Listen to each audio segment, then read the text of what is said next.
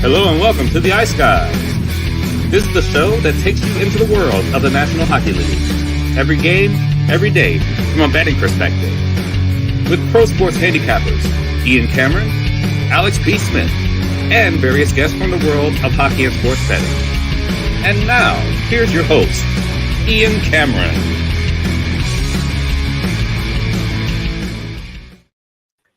Welcome to the Ice Guys, Monday, March 11th, presented by Boston Hemp Inc. Ian Cameron, Alex B. Smith, Brett Skalski, your regular Monday crew with you, ready to break down the Monday NHL card. Of course, we got 4 games on tap tonight for this Monday slate. Looking forward to it. We'll get right in first to the action that we saw on Sunday, and it was a very entertaining Sunday slate. It started with a bang for many of us, because I think the whole community of the Ice Guys show, myself, Alex, viewers and listeners that tune in on a daily basis, I think all of us had a piece, if not multiple pieces, of the Edmonton Oilers yesterday early afternoon against the Pittsburgh Penguins, and the Penguin fade train rolls along with no end in sight. I mean, this is just going to be game in and game out. We're going to fade this team until proven otherwise. It's just been absolutely dreadful. On the ice, it's been bad. Off the ice, we know things have crumbled. Traded away Jake Gensel. Crosby's pissed. Crosby's depressed. Crosby's depressed, I'm telling you right now. And even yesterday, I don't think he made – I think you could tell he's given you an honest, strong effort most nights. And even yesterday, it's like, man, even his effort's waning a little bit now with everything that's going on with just how bad the team is. Yeah, it's almost like 1-2-3 Cancun has already struck. For this Pittsburgh Penguins team, just 4-0. And even when it was 2-0 for the longest time, like it was 2-0 early in the first period for Edmonton, and it stayed 2-0 basically until midway through the third period. You never once felt like, oh yeah, Pittsburgh's still in this game and they're going to come back and make something happen here. You never once felt that way. Yeah. You always felt that Edmonton was still in complete and utter total control from start to finish in that game, even though it was 2-0 for a while. And then the next thing you know, of course, they put it away with 2 more goals and a 4-0 Edmonton victory. A couple of goals in the third, both by Darnell Nurse. And again, we had a piece of Edmonton first period puck line, a piece of Edmonton in regulation. We had Edmonton team total over. So it ended up being a nice start to the day with Edmonton. The next game, wow. I mean, Nashville and Minnesota, very entertaining game. This was definitely a much better game for the TNT audience yesterday afternoon. But back and forth affair.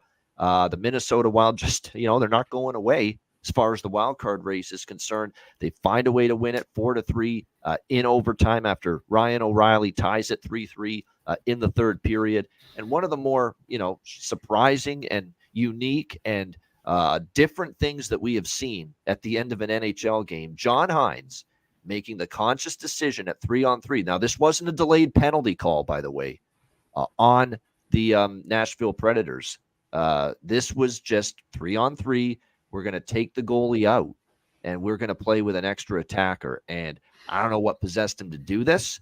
I don't know. Like, as much as people are just over the moon with praise for John Hynes, let's be honest, too. If Nashville gets a hold of that puck and fires it at the empty net and scores and wins the game, and not only wins the game, but if they had scored there into the empty net, Nashville, they would have lost the point that they had already secured, the Minnesota Wild, based on the rule that's in place in the NHL, where if you have an empty net goal against you in overtime, you lose the point you already had secured by going to overtime. So that was ballsy. But hey, it worked. So he's a genius. Where if it doesn't work, he's an absolute numbnuts. So, it depends on which way you look at it, but it worked.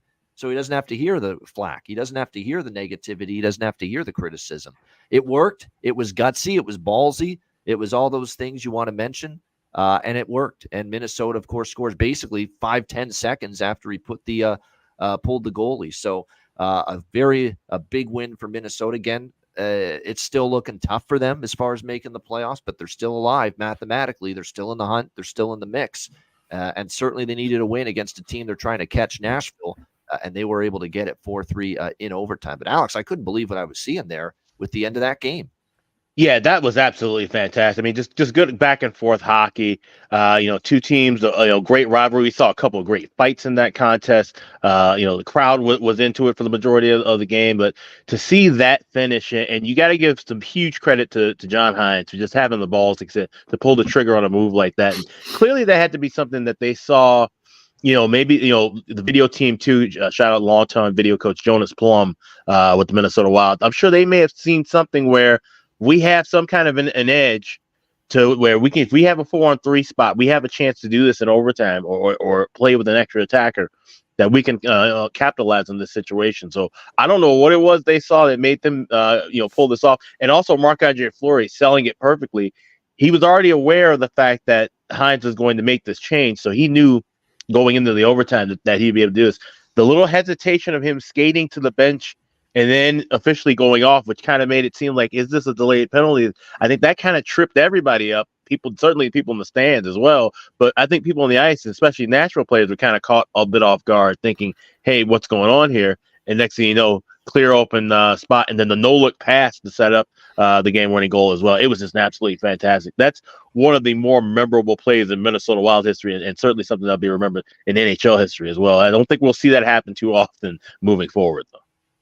Yeah, I mean, but I'll tell you what, he actually is that's the first time I've ever seen a coach do that in overtime, really. It's shocking. And here we are. I've never been a big fan of this man from a coaching standpoint. Oh, yeah. I thought New Jersey underachieved with him. I thought Nashville had soured pretty quickly. But I'll give him credit for this. But still, I'm kind of in amazement here. We're sitting here today and we're saying coaches might actually take something from a John Hines playbook in the future and use it themselves.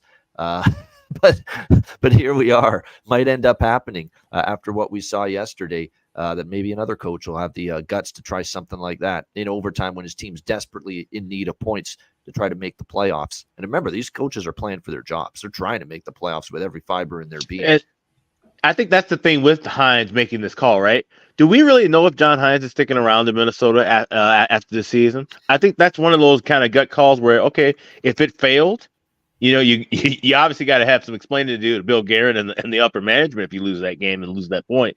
But please, make your case and say, hey, we were, trying to go for broke, and now you look at the positive of it. It worked. They're still in the race. That's the kind of win that can give you some extra momentum, and that's what they desperately need, especially when you look at their schedule. Very heavy home set, road set, home set down the stretch. They need something to give them momentum if they want to try to be one of these final two wildcard teams, and something like that's a perfect catalyst for it. Yeah, absolutely. So that was a crazy finish there with that. And just quickly that night we saw,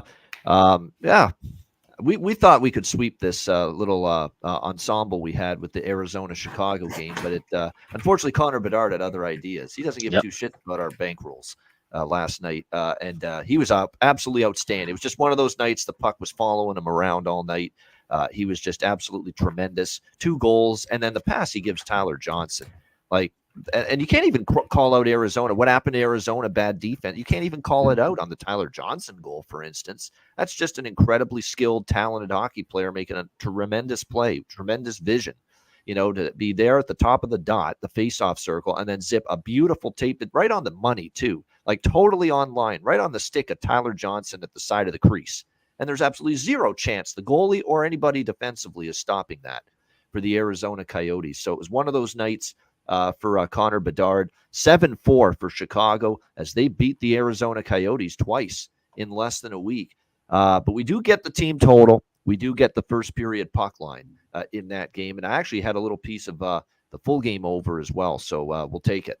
We did. It was like kind of a splitsville, if you will, from that game last night. But credit to Chicago and credit to Connor Bedard, especially. A hell of a night for him. Hell of a night for the Carolina Hurricanes. 7-2 beatdown over the Calgary Flames last night. 7-2 Kakalaki in that game. Jumped on Calgary in the first period, led 2-0. And then it really got worse from that point on, and it ended 7-2 in favor of the Hurricanes in that game. Obviously, it was a back-to-back situation for Calgary after losing in Florida, so a bit of a tough spot for them. Not a great day for Dan Vladar, but it's not so much a Dan Vladar thing. This was if you watch, majority of the Carolina goals were these beautiful passing plays, tape-to-tape, tic-tac-toe, give-and-go plays that made Calgary's blue line look absolutely silly throughout that hockey game. And I've said it all weekend on this show. This Calgary blue line with no Noah Hannafin and no Chris Tanev, you subtract those two guys. Those aren't just two good defensemen. These are two, upper echelon defensemen, especially with what their skill sets. Noah at both ends of the ice, lugging the puck up the ice. He can contribute offensively. He's having a good offensive season from the blue line. He's good in his own end. And, of course, Tanev's a shot-suppressing machine, shot-blocking machine, terrific at killing plays in the defensive zone. You lose both of those, and you are simply not going to be as good of a blue line, period. It's that simple. And I think the method moving forward, and it's why I like Carolina team total yesterday, best bet on the show, it's going to be attacking those opponent team total overs when teams play Calgary moving forward, because they just don't have that same defense. Markstrom can only bail them out so much. And even in the Florida game, we saw it.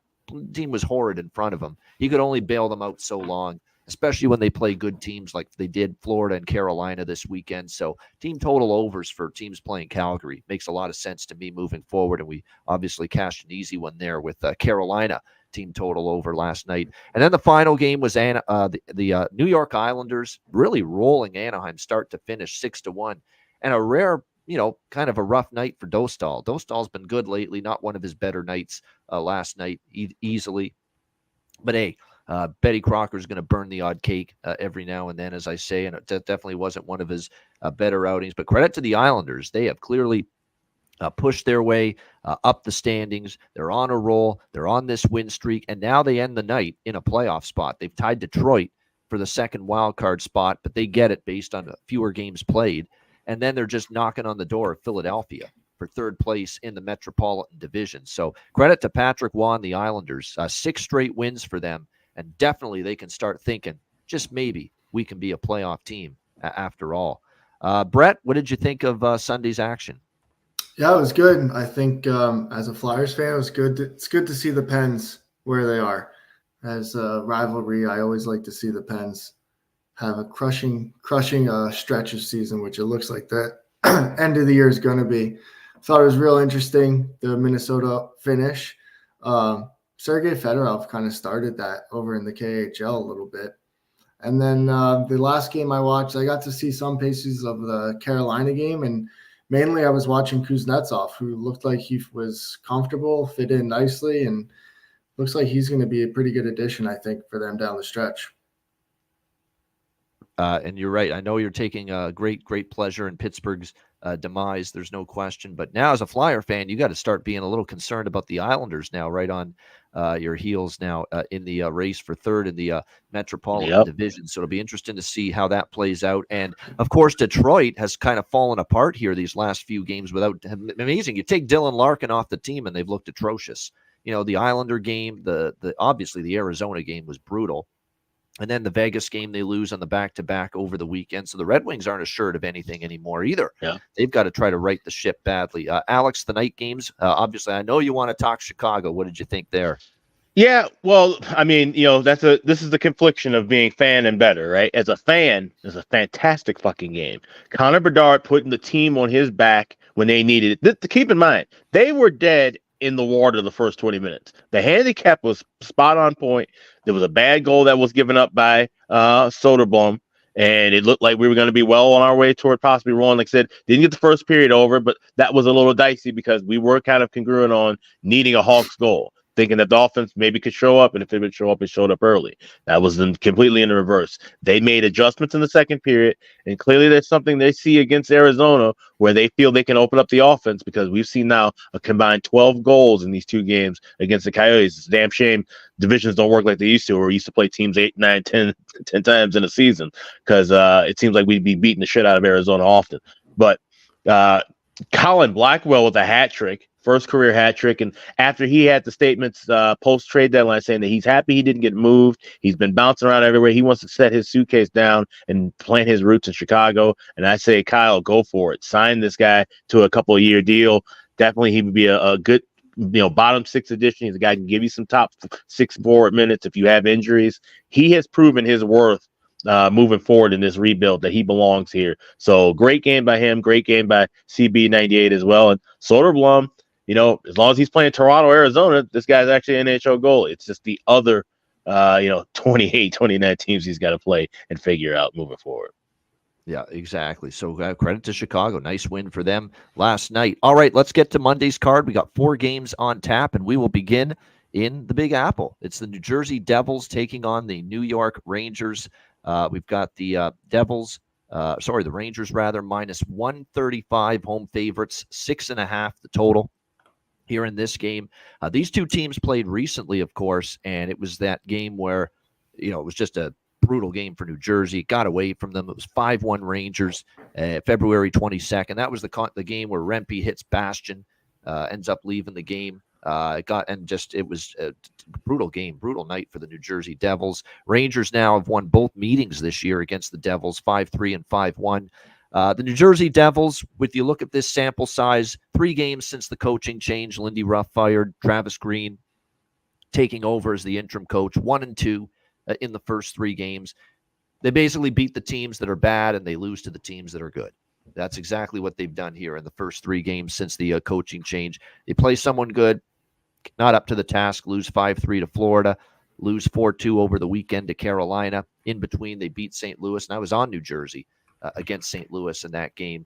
That's kind of the approach. I think now we've seen enough of a body of work here, even though if it's just 3 games for New Jersey, where with this coaching change and the energy, they are playing with energy, but they're just not good enough to beat good teams. Are they good enough to beat bad teams and mediocre teams? Yes, they certainly can, but I'm not going to ask them to beat a Florida. I'm not going to ask them to beat a Carolina. I was not on New Jersey against Carolina. I was not on New Jersey against Florida. I was on New Jersey against St. Louis because I said this is their spot now to get the first win for Travis Green. But now they're playing another team that's quite simply better than them. So I will not be looking at the New Jersey Devils. That being said, here's your little caution here for the Rangers. They've got Carolina tomorrow night. Huge game in the Metro Division. Huge. Rangers and Hurricanes tomorrow night. So it's not the best spot in the world for the Rangers. Normally you would say, hey, it's the Devils. You hate this team. It's a rivalry. You're going to play your best. You're going to be focused. Not so sure. I mean, you're going to make a damn good case. That's the bigger game, the bigger opponent tomorrow night. The Carolina Hurricanes down in Raleigh. That being said, the Rangers are better. That's not a game I have a strong opinion either way. I'm not rushing in this spot in particular to take the Rangers. But if I had to, I'd still lean that way. And it is concerning. They are shorthanded a little bit on the blue line tonight entering this game. Adam Fox is day-to-day illness.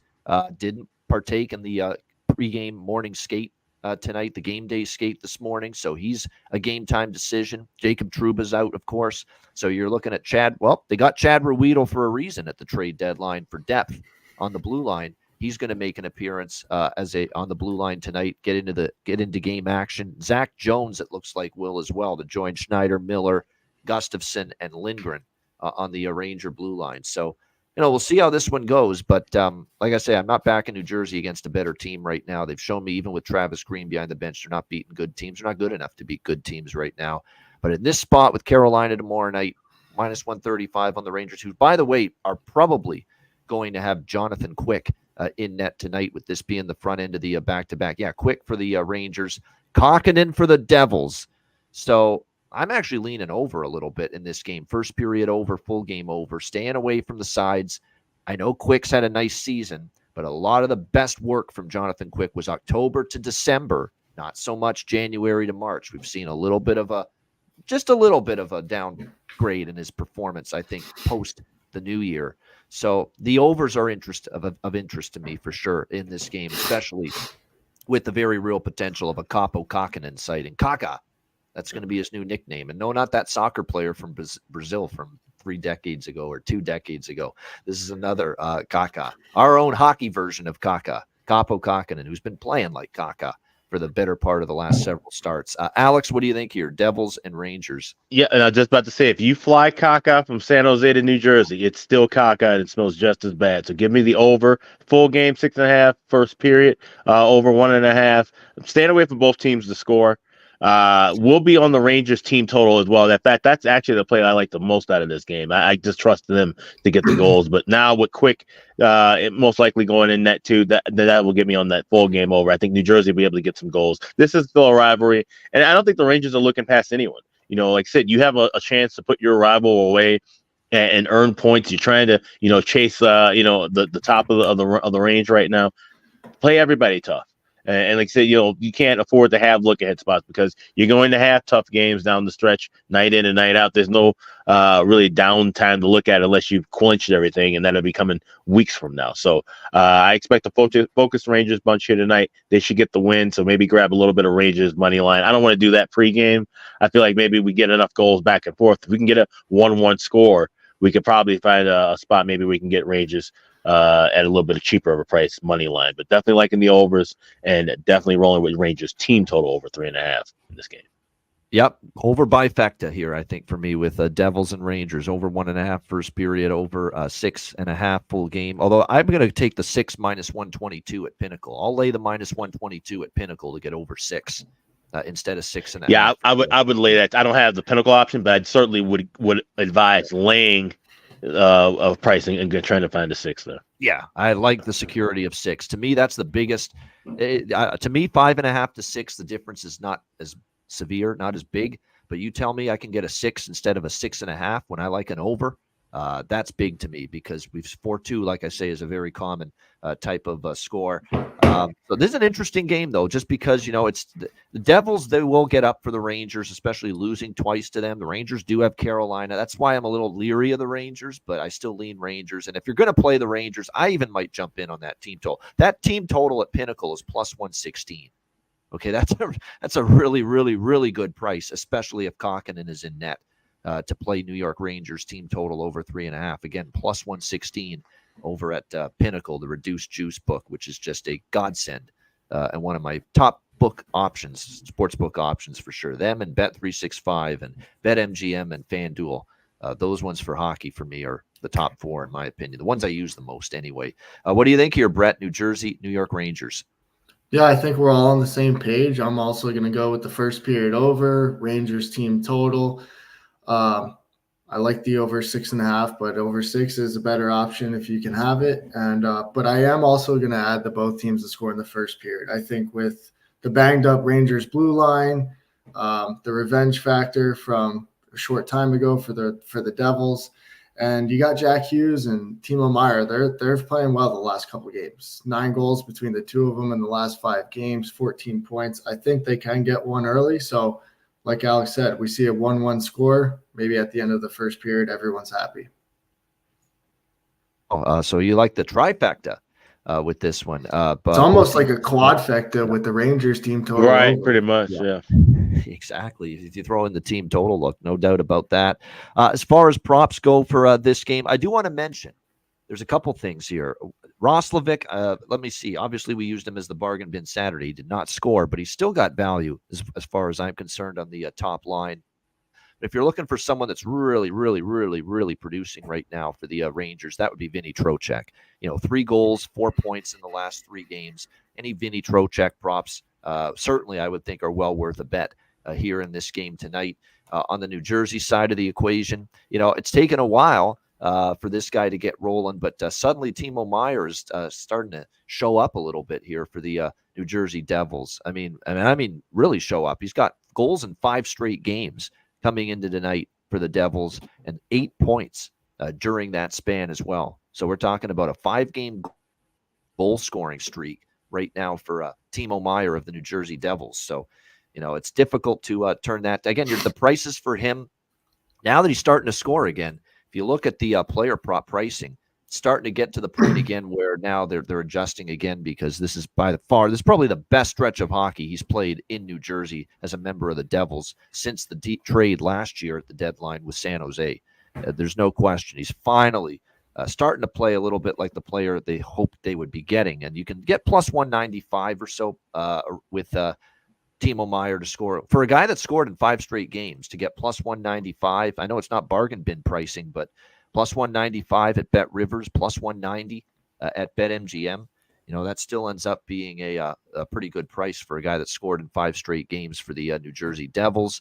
What else could we see here in this? I'm trying to think. There's one more, I think, on the Jersey side of the equation here. Obviously, Jack Hughes always a threat, no doubt about that. I think it was Howla because Hal, I think, has scored before against the Rangers a couple of times. But yeah, those would be the main ones there for props. I know the chat is taken by the NFL news. Apparently, has just broke that Kirk Cousins is with the Atlanta Falcons. So there we go. We'll see if his primetime record can get any better with them. Probably not.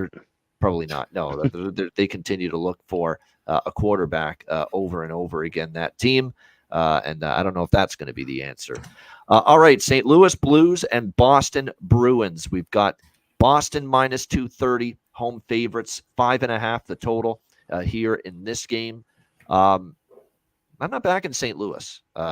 You see this team is fading away and starting to slide out of the playoff mix in the Western Conference. They had this really strong run about a month ago, but it's kind of gone the other way for them. They've lost 3 in a row against the Islanders, the Devils, and the Rangers. 2 of those are the Islanders are playing well now. The Rangers are a good team. Devils aren't, and they still lost that game 4-1. But the reason I like New Jersey that night against St. Louis is because St. Louis isn't playing well. And I said, this is the spot here for the Devils to get that win under Travis Green, that first win under his belt. And they got the job done. So you're seeing them scuffle right now. Boston, I'll tell you what, Boston played awful and still beat Pittsburgh 5-1, which tells you all you need to know about the Penguins right now and how bad they are. But Boston was not very good against Pittsburgh on Saturday. I think they know it. You don't have to tell Brad Marchand, Pasternak, and Jim Montgomery, the coach, that they didn't play well Saturday. Don't be fooled by 5-1. They did not play a good hockey game, all right? Allmark was very good. Pittsburgh is inept at finishing right now. They can't score a goal. They can't put water in a boat. They couldn't put a puck in the ocean right now, the Pittsburgh Penguins. That's an issue. Every little breakdown Pittsburgh made defensively ended up in the back of their net. Boston did not play a good game by their standards Saturday against Pittsburgh, and yet still won 5-1 because of how bad the Penguins have been. This one's tricky for me because I think part of me wants to go Boston here in some form, but obviously in regulation, I don't want to go with that in this game. If you look at the Bruins schedule as well, their next game is at Montreal. It's Thursday. It's a rivalry, an old school, original 6 rivalry, but Montreal's not as good as they used to be. We'll see. I think the first period puck line, Chris Otto's looks like he likes that. That would be the thing I'd like the most if I'm looking at Boston here. Maybe a first period puck line in this game, which I also had with the Rangers the other night against St. Louis. I had the first period puck line there in that game. So that might be something to consider here. And what was it? 1-0, I believe. No, it was 2-0 Rangers after the first period the other night. So that's worth maybe a team. You could even go a team total over in the first period for Boston. You can always get that 1.5 at plus money. It's not bad. Certainly the full game team total over. I would prefer that with Boston than anything in regulation puck line. St. Louis has given up 4 goals in each of their last 3 games. All of them losses to the Devils, Rangers, and Islanders. They gave up 4 in each. So why can't the Bruins score 3 goals or 4 goals rather in this game? The price is reasonable. It's manageable, around over 3.5 for Boston team total tonight. You can get that at minus 110. I think that's that's probably what I like the most. That maybe a little first period puck line as well on this Boston Bruins side. Now I did notice there's been heavy overtime shootout history with these 2 teams. So I almost have to, by default, because it's been so strong, play the draw, but I don't love it. I mean, I honestly think if you ask me truthfully, Boston's going to win in regulation here because of what I'm seeing from St. Louis, where they've lost, 4-2, 4-1, 4-0 these last 3, outscored 12-3. Doesn't sound like a team to me that's going to be in a close hockey game necessarily. But then you look at the head-to-head, and 3 of the last 4 meetings have gone to overtime or a shootout, although all of them were in St. Louis. It is worth noting. But for that reason, I will sprinkle on the draw, but go lightly with that. I don't love that draw compared to some. Majority of my look here will be the Boston looks, the first period puck line, the team total over 3.5, minus 110. Alex, what do you think here? Blues, Bruins. Yeah, that's funny. The only thing I like in this game is the draw. And it's not just the history on that. I think this is a spot where Boston could possibly just kind of lay an egg. I wouldn't back St. Louis, but I feel like Boston can play down to the point where they keep the Blues in this contest. So that's why I'm not really looking at the totals. 5.5 sounds about right.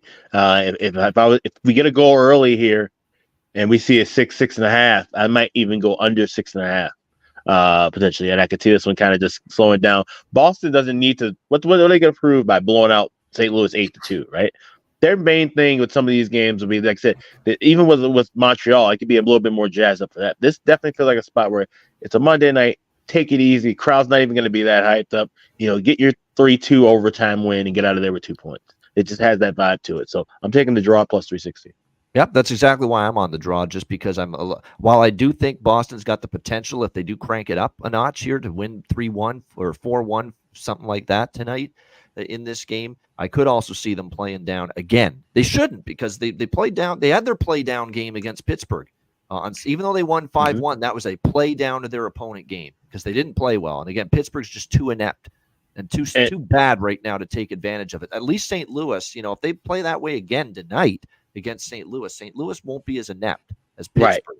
And they will take advantage of some of that lax performance we saw from the Bruins on Saturday that Pittsburgh's just too horrendous right now to do anything about. And that's just my point. Yeah, St. Louis, they're falling fast, right? They're going to miss the playoffs, in my opinion, at this point. Yeah. But they're not as bad as where Pittsburgh is right now. So a 5-1 Pittsburgh game on Saturday, you put St. Louis in that spot, it's probably 5-4 in overtime or 5-4 in a shootout win for Boston. So yeah, that's definitely one of those.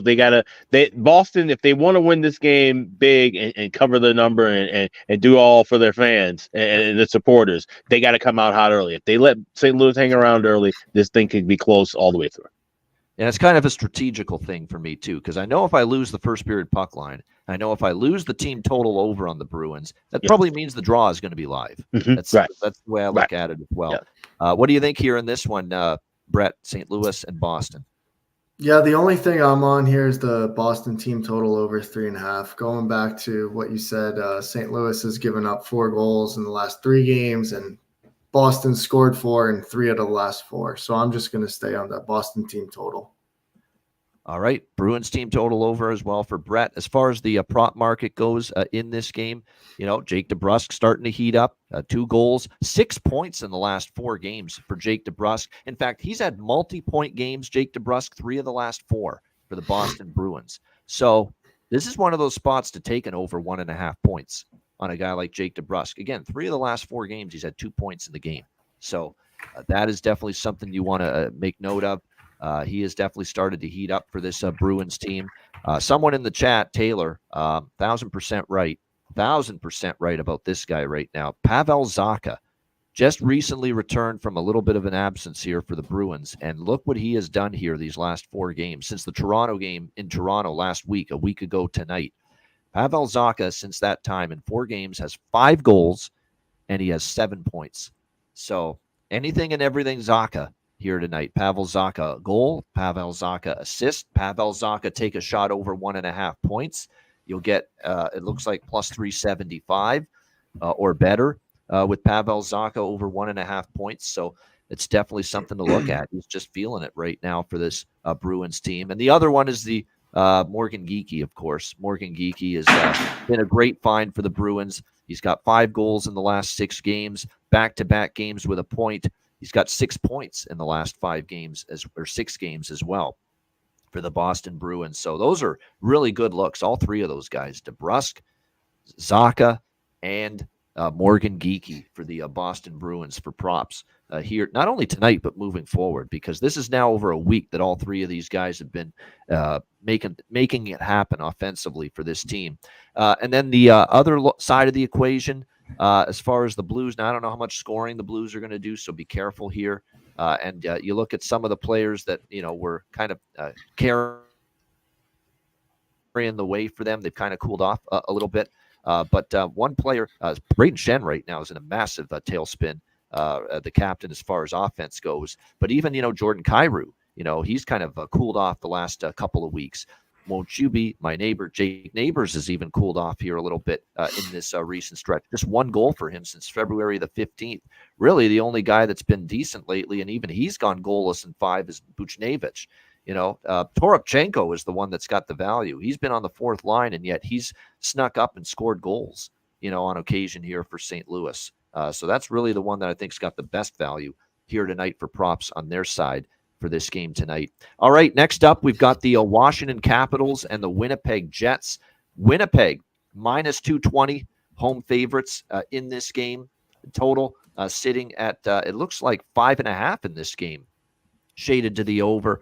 And get used to this with Winnipeg. I mean, we're starting to see, more often than not, their games are being lined as far as totals at 5.5.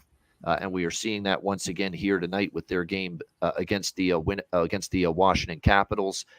Now, look, very interesting handicap here because you've got the Washington Capitals who are, still somehow, some way winning games, hanging around. They're actually 7-3 in their last 10 games. So as much as we, chide this team and think they've overperformed and overachieved, they keep finding ways to win.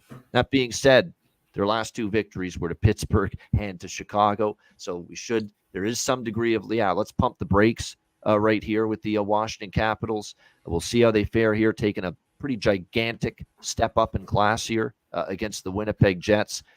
And for me, there's just zero chance of me going against the Winnipeg Jets in this spot. They're off a 5-0 loss to Vancouver. We played you the clip on the show yesterday.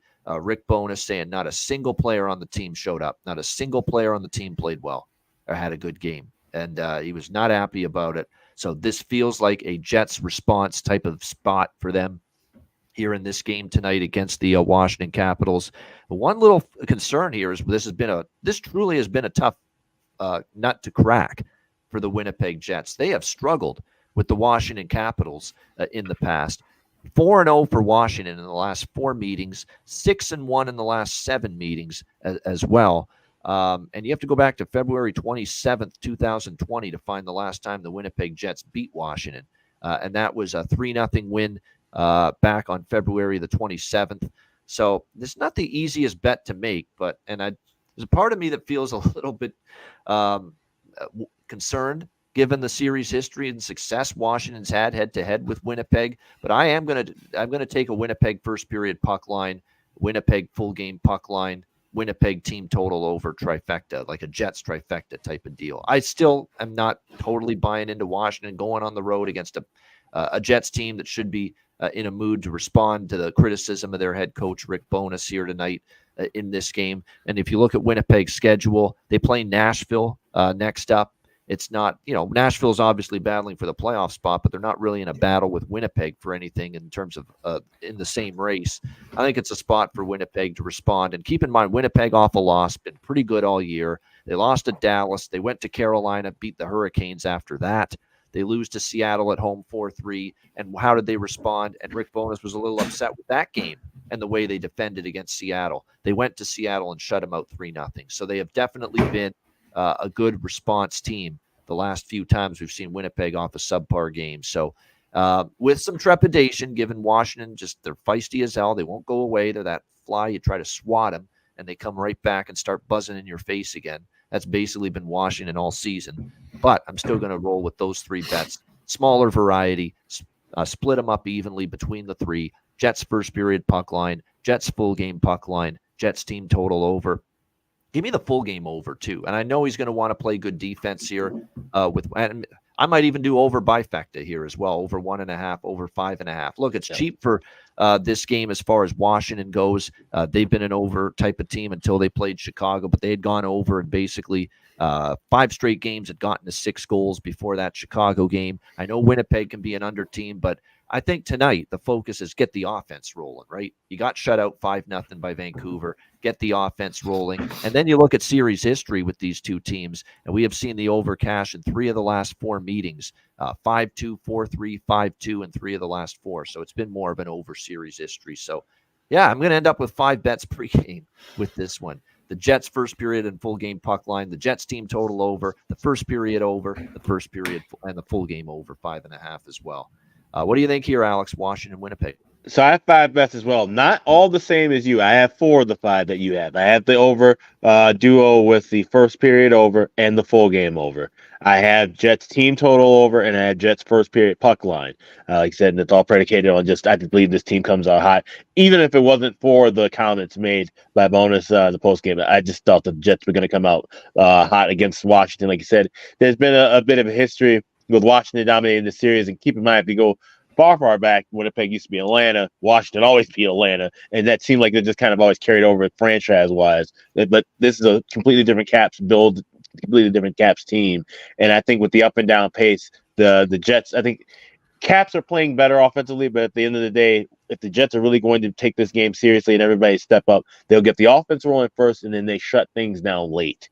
So I do like goals here enough to get the over for the first period and the full game, and also give me the team total over for the Jets along with that first period puck line. I got plus 145 this morning. Yeah, Russell, I don't like bucking series history like this. Like Washington has been a bad team for Winnipeg, really bad. I mean, Washington's owned them, actually, you could even say. 6 of the last 7 meetings, but they're not the better team. Winnipeg is still the better of these two teams. They're coming off a skunking against Vancouver where their coach ripped them and called them out after the game. There's got to be a response here. And you're going to give me the better team in a response spot at home off a game like that, I'm taking them. And let's go back in time with these two clubs, right? We're talking about a Capitals team that had a hotter Alexander Ovechkin, had Evgeny Kuznetsov, Johansson, all these different other guys and all these other different players that helped them out. Where the Jets were more of a slower, plodding, physical team, couldn't keep up with the kind of speed Washington has. That's not the case anymore. This is not a fast Caps team at all. If anything, the Jets have the speed edge along with the size. By the way, it looks like tonight is going to be the night, by the way, for Tyler Toffoli's debut with the Winnipeg Jets as well. And that's just another element that, look, sometimes, someone joins the team after the trade deadline, first game, upsets the apple cart, upsets the chemistry. There's nothing to upset here. Okay, you got bombed 5-0 by Vancouver in your last game. There's no upsetting any chemistry. In fact, it's probably adrenaline and a surge of energy that pulsates through the Jets dressing room tonight with the arrival of Tyler Toffoli making his Jets debut tonight after getting dealt from the Devils. So that is one of a few Jet props I will be looking at, Toffoli here. It's a great addition. He's going to fit in nicely. He's won a Stanley Cup. He gives them that experience. No question. It's going to be, I think, fun to see how it goes for Tyler Toffoli with this team down the stretch. Brett, what about you here? Washington, Winnipeg. Right now, the only thing I got on was that first period puck line for Winnipeg. I do have the full game over on my list. I just can't decide if I want to pull the trigger or not. This seems like one of those games after getting called out that, listen, the last, 5 games for Connor Hellebuck, he has not been good. I feel like this is a game where he might just post a shutout too and keep this game under after getting called out by the team. So I'm not sure yet. I'm still undecided on that full game over, but I might go that way. You're right. He hasn't been as sharp lately. There is definitely some truth to that. I mean, he was in net for the 5 goals against Vancouver. He was in net for the 4 goals, and they lost at home to Seattle last week. And keep in mind, 0-2 in his last 2 starts. Brossoit is the one that pitched the shutout in Seattle Friday night, 3-0. That was not Hellebuck. So Hellebuck does need to step it up a little bit. He's probably part of what Rick Bowness was saying after the Vancouver game. He said not a single player, goaltender included, didn't play a good game on Saturday night against the Vancouver Canucks. So we'll see how it goes. But like I say, we're going to bank on this situation here with the team that's the better team still in a spot where the coach is not happy. The team shouldn't be happy. They know they played a stinker of a game the other night. I expect them to show up. We'll see if they do that. As far as props go in this game, like I said, Toffoli props in his debut. Why not? It looks like he's going to play tonight on the second line for the Winnipeg Jets in this game tonight. So keep an eye on that. He's going to play first power play as well with Scheifele and Monahan and Josh Morrissey and Kyle Connor for this Jets team as well. But on the second line with Monahan and Iafallo. So keep an eye on that trio. Looks like Vladislav Nemesnikov's back down to the 4th line. Ehlers, Scheifele, Connor, the top line. Niederreiter's been pretty good lately, especially at home. So maybe look at props in that direction. For Washington, I agree with what someone in the chat said earlier. If you're going to look at props for them, the 2 guys that it seems like I see them on the scoring sheet every game recently for Washington. Hendrix Lapierre is one. Goals in back-to-back games. He's got 5 goals in the last 6 games for the Capitals. And the other one is, I've talked about this guy a ton, Sonny Milano.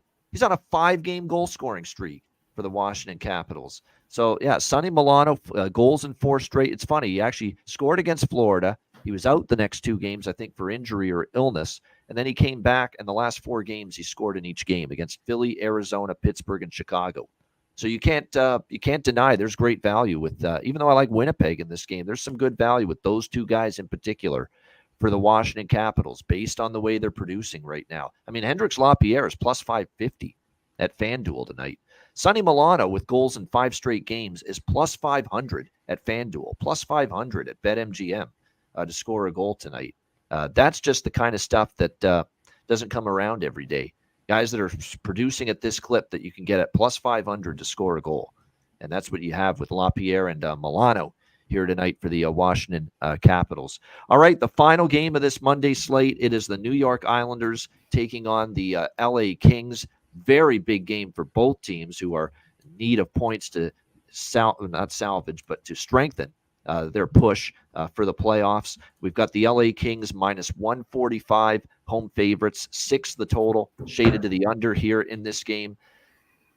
Definitely form-wise, the first thing that stuck out to me is, man, I know it's a back-to-back, but it was a pretty easy game. Not a lot of stress, not a lot of physical or mental stress, let's be real, on the New York Islanders last night in that 6-1 victory over the Anaheim Ducks.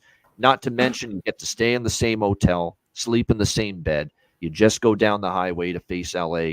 It's a very manageable back-to-back on the road, considering what many teams have to deal with. That being said, the Islanders have been terrible on back-to-backs this year. They're winless this year on back-to-backs. 0-5, second night of back-to-back games this year for the New York Islanders. And it's the one thing that's kind of making me hesitant here. I mean, form-wise, you'd love to take plus 125 with the New York Islanders in this game on a 6-game win streak.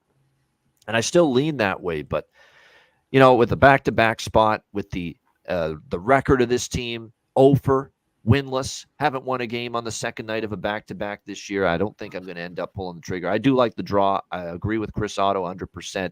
This is the draw I like the most tonight. Absolutely, 100%. I think we have a great chance for overtime or a shootout here. The Kings need to bounce back after the 4-1 loss to the Dallas Stars on Saturday night. And that's now, you know, two losses in their last 3 games. This, I believe, is the end of the homestand for them. End of a homestand and off a loss is usually a good bet on spot, and that says bet LA here tonight. But, you know, I don't want to lay this price against the Islanders, and I don't want to rush to bet the Islanders because they're miserable on a back-to-back this year, 0-5. So the draw to me is the clear choice in this game. We've seen overtime in 2 of the last 3 games involving the LA Kings. These 2 teams played back in December in Long Island. It went to overtime, a 3-2 Islanders win in that game. So just keeping it nice and simple tonight. Give me the draw here, late night hours, Islanders and Kings. And again, shop around to get the best draw price you can get at FanDuel. Usually some of the best draw prices on the market are there. And at FanDuel for the Islanders Kings draw, you can get plus 360 here in this game, which is a pretty damn good price. Alex, Islanders Kings. Yeah, so I bet draw plus 360 at FanDuel right before I got on the air. Like I said, you know, 2 of the last 3 Kings games have gone past regulation. Their last meeting head-to-head went past regulation, and these teams need points desperately. So I expect a low and slow kind of a contest. Actually shouldn't say low and slow. I do expect it to kind of slow down, but I do expect goals here where I would actually be looking over to where 5.5s were around this morning. I actually did grab a little 5.5 minus $1.20. Now it's at 6. I'd say probably wait around. You could probably grab a 5.5. And maybe even first period over in game if we start seeing some high pace early. So goals, I wouldn't be too shocked by. Maybe a 3-3 correct score sprinkle as well. But definitely liking the draw more than anything else. 5 straight games for the New York Islanders with at least 6 total goals. So keep that in mind. That's to your point there. You saw 6 shaded to the under, even some 5.5s out there. 5.5, I do jump on the over a little bit. I mean, we do have an Islanders team that in 5 straight games, we've seen at least 6 goals in each of their last 5 games. So you're right. I think at 5.5, especially if you can get a 5.5, the over's worth a few shekels at least here in this matchup. Where it should be, by the way, Sorokin for the New York Islanders. And it's going to be big save. Well, will it be big save, Dave? We'll see. David Riddick confirmed in net tonight for the LA Kings. So it's going to be a Sorokin and Riddick goaltending matchup here in this game. By the way, I forgot to mention Lindgren projected for Washington, but that's not confirmed yet for that Washington and Winnipeg game as far as goaltending. What do you think here, Brett? New York Islanders, LA Kings. Yeah, I'm on the same page. I might go with that over 5.5 if I can find it. But I am going to split my bet, though, between the Islanders and the draw. I think they're just too hot to pass up on. And usually on their back-to-backs, we see Sorokin start the first game and Varlamov the second game. In this case, it's reverse. And I think with this later start, everything going on with the Flyers right now, with Tortorella out, they're going to have a little extra juice in their step to kind of capitalize on what's going on there to catch the Flyers. So I'm going to split my bet between draw and Islanders. Yeah, there is a good point there. Nick says you're right. Majority of the back-to-back games this year for the Islanders has been their backup goalie Varlamov in many of the games, and it's Sorokin usually plays the front end, and you're getting Sorokin, who's the better netminder tonight. That's true, but still, that record bothers me. I think LA rested after losing to Dallas. They bring something tonight. Like you're going to get you should get a good LA effort tonight. You would think. Final game of the homestand too off a loss, so that's why I veered to the draw. I think if you take the value with the plus 125, I certainly don't hate it, but I do have a few things that worry me a bit for the Islanders here tonight. What doesn't worry me is betting Kevin Fiala to score a goal right now for the Los Angeles Kings. He has been that's one of my better segues right there, by the way. I must say so that's myself. That's good. Kevin Fiala to score a goal. He's been absolutely tremendous. Seems like every game he's finding the back of the net. Go back to that well. Brock Nelson, Kyle Palmieri, and Horvat. I mean, those are the three. I mean, you just rotate and cycle through betting those three guys to score for the Islanders right now. Hard to go wrong. They've all been terrific. Nelson, Palmieri, and Bo Horvat lately for the New York Islanders. So certainly from their standpoint, we could look in their direction. Dobson's chipping in offensively, point-wise, as well as Perlo mentions in our chat, no question. So keep that in mind. But, yeah, definitely some good options. Yeah, I mean, as far as points go for Dobson here, 4 points in the last 5 games for him. So even just if you're not totally convinced he scores a goal, you can bet the point prop or the assist prop. Most of his points have been assists as of late. All right, there's the Monday card. Shout out to everyone in the chat. 320 live viewers. Hit the like button. We appreciate it very much, and we hope you enjoyed this Monday edition of the show. And before we do our usual business at this time of the show, where we promote Patreon, and we promote the Betcasts, and we promote the Ice Guys store, we have some great Patreon members. We really do. And every single one of you that sign up $10 per month, we appreciate it because you support the show. Your financial contribution helps the show to keep going long term. But we got a wonderful message from one of our Patreon members, and it was such a great message, made us feel really good. We're going to read it to you. And this is why we're here. This is why we do the show, for people like this that have become a hockey fan, essentially, and become a hockey bettor by watching our show. So the message is this. How's it going, fellas?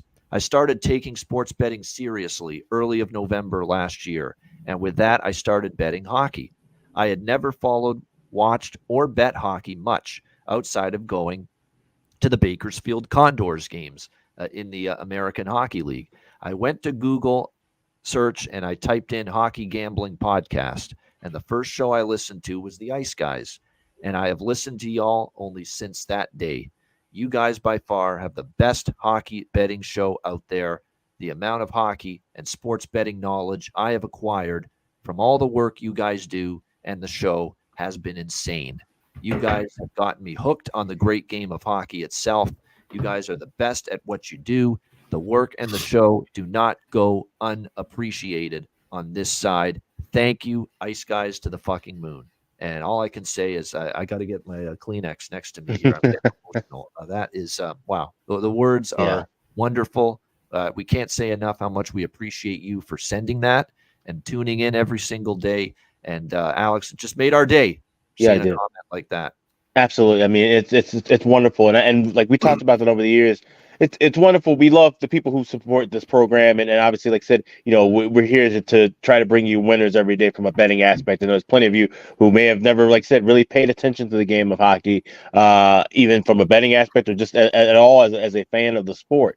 But when we get these messages and saying that people that, now they've grown to love the game of hockey as a fan and not just as a way to, find another sport to have action on every night, that really does warm the soul and warm the heart. And like I said, it's the reason I get out of bed most days, knowing that there are people who, appreciate what we do and the fact that they're loving the game of hockey more because of us. It's truly an honor and a privilege to be able to do this every day. It is, and we're thankful we've met great people. I mean, it's the viewers and the listeners and the countless guests that we've had on the show over the years. I mean, it's just been it's silly to be able to call this work because it's so much fun doing this show. It's so enjoyable. Yeah. It's almost like therapy, being able to talk with the card every day and flesh everything out on the air with every game, and it's just amazing, and we love it. And we thank everyone that's a Patreon member, and we thank especially the person that sent that comment. Just absolutely tremendous support. We thank you a million times over for that. And again, that goes right into this great segue where, again, the Patreon page, $10 per month. Make sure if you haven't signed up already, you do, because we've got a Patreon exclusive live betcast coming up, and it's like literally right around the corner. It's patreon.com/ice guys, just $10 per month. We have a Patreon exclusive live betcast this week. Don't miss out on this one. The last one was a lot of fun and it went pretty well. So again, patreon.com/ice guys. When you sign up and subscribe there, you get our daily sides, totals, and player props, goalie charts, totals charts, and of course, bonus video content, plus access to that Patreon exclusive live betcast coming up this week. So again, patreon.com/ice guys. Your $10 per month go a long way to keeping the show going long term. Patreon.com/ice guys. Sign up now, just $10 per month. And if our main betcast for the month of March, this one's public, free for all. Tuesday, March 26th, 7 p.m. Eastern time. We're looking forward to that one for sure. It's a great slate that night. You can DM or email me or Alex for a spot on the betcast, and we will make sure that we send you the link for that betcast on Tuesday, March 26th before it begins. Our guy, Matt Robinson, will be in San Jose that night, but he says he's going to check in from there. So that'll be interesting as the Stars play the Sharks that night. So a great betcast coming up March 26th, end of the month.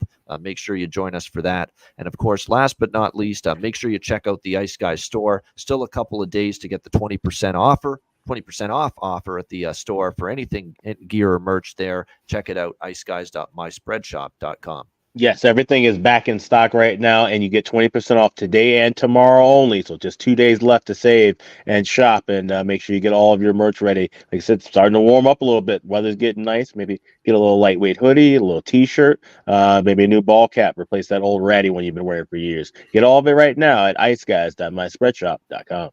There you go. I like it. Philly Eagle Flyer said, I go through the work days, and when I'm on the job site, these shows get me through the days, he says. There you go. We love it. We love that we make, because you're right, the work day doesn't always go smoothly, and it's not always sunshine and roses. So the fact we can help it be a little bit better, definitely we love to hear that. Yeah. All right, next up we got Bargain Bin Special of the night and Best Bets coming up in just a moment, right after we hear from our great daily sponsors, Boston Hemp.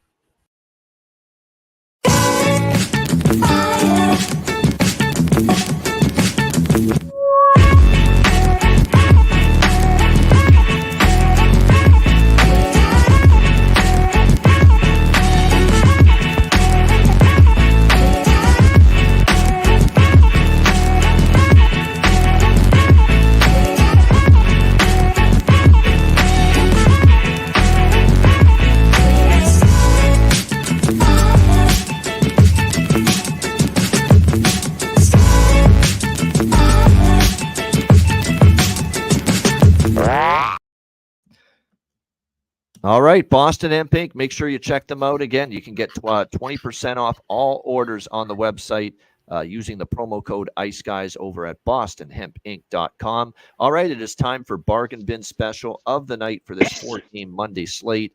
Alex, what do you got for Bargain Bin tonight? Yeah, so we're looking at the Winnipeg Jets taking on the Washington Capitals. Like I said, no one showed up, according to Rick Bowness, for the Winnipeg last game. So we're expecting some guys to stand and deliver here. And I'm looking at Alex Iafallo, giving an anytime goal plus 400 over at FanDuel. I think he'll be able to step up, power play guy on the second line.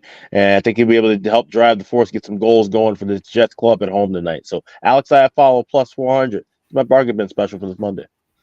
All right, Alex Iafallo plus 400 for Alex B. Smith, Winnipeg Jets bargain bin special of the night. Brett, what do you got for us from the bargain bin? I'm going to look at the Rangers-Devils games, and which should be, I think, a high-scoring game going back and forth. One of your more recently used picks, I'm going back to the well with Jack Roslovic, plus 350 on FanDuel, playing on that top line. Had 2 goals before he was traded. Didn't score his first game with the Rangers, but I think he'll get on score sheet tonight. I went with him Saturday. Did not pay off. Hopefully it does tonight. Jack Roslovic, New York Rangers, plus 350 for Brett Skalski with his bargain bin special of the night. My bargain bin special of the night is actually on a team that I'm actually going against from a side perspective. But when I saw that price for a guy that scored in 5 straight games, you just cannot say no. Sonny Milano, Washington Capitals, plus 500. Are you shitting me? For a guy that scored in 5 straight games, you give me a plus 500 price like that. That's bargain bin material right there if I've ever seen it. Sonny Milano, Washington Capitals. And even though I like Winnipeg in the game, Hellebuck has given up 9 goals in his last 2 starts combined. So Sonny Milano, Washington Capitals, plus 500 for my bargain bin special of the night for this Monday NHL card. All right, best bets to wrap up the show. Alex, what do you like for best bet? Yeah, we're going to go right back to that game. We're going to go with that first period over 1.5 minus $1.10. Now, I do like Winnipeg to cover the puck line in the first period as well, but I think in order for them to do that, they're going to need 2 goals. Except so Hellebuck has been susceptible to giving up some goals as well. So I think we do see at least 2 goals in this first 20 minutes of action with the Jets and Caps. So give me that first period over 1.5 minus $1.10 is available at FanDuel. It's my best bet. All right, Washington, Winnipeg over 1.5 minus 110. Best bet for Alex B. Smith. Brett Skalski, what do you got for us? Best bet. Staying in the same game as Alex, Winnipeg, Washington. I'm going to keep it simple. After Coach Bones calls you out, you expect some pushback. I'm going to go with the Winnipeg puck line in the first period. All right, there we go. Winnipeg Jets puck line, first period for Brett in this one. And again, you can get a pretty good price with that. Looking at plus 140 in a lot of spots with that Jets first period puck line for Brett Skalski with his best bet for this Monday slate. My best bet for this card, I'm going to go to that same game. We're all on the Washington-Winnipeg game in some form as far as our best bet. I'm just going to keep it simple here, though, and go with the Jets team total. Team total was good to me last night. Hopefully it'll be good to me tonight. Over 3.5 for the Winnipeg Jets team total here in this game. And again, you can find that at plus 104 at Pinnacle. Very good price. I think they get to 4. Starting to see that it might be Darcy Kemper in net tonight, and I think that's actually even better maybe for the team total. So Winnipeg Jets team total over 3.5 plus 104 for my best bet for this Monday NHL card. Should we have a show same game parlay perhaps? Yeah, maybe. with all 3 best bets in the friggin' same game parlay. Why not? Yeah, and your first period over. Do a smaller one. Puck line and my team total over. Do one with that, and then I may even do a smaller one and throw in my follow bargain bin as well. Yeah, I think I like what you're thinking there because we all kind of think Winnipeg in a prime bounce back spot after a horrible game against Vancouver. Coach calls them out, and it's got all the makings of a game where they could get out hot to the first period puck line and to your first period over. And of course, they get the 4 goals they need because Washington, a little susceptible defensively at times, and including especially when you get Kemper in there if he does play. So that same game parlay's got a shot. I think maybe this Washington Winnipeg best bet same game parlay here from the 3 of us. Why not? Put a couple bucks on it. Take a shot for sure. All right, great stuff. Shout out to everyone in the chat. Hit the like button on the way out. Reminder, the Ice Guys is live 7 days a week, Monday to Friday, 2 p.m. Eastern, Saturday and Sunday, noon Eastern. If you can't watch the show live, download the Ice Guys podcast in audio form on all major podcast platforms, Google Podcasts, Apple Podcasts, Spotify, Stitcher, iHeartRadio, Amazon Music, and more. Download the Ice Guys podcast when you can't watch the show live. For Alex B. Smith and Brett Skalski, I'm Ian Cameron. Have a great Monday night. Enjoy the games and good luck. And we will talk to you again tomorrow on Tuesday for another edition of the Ice Guys.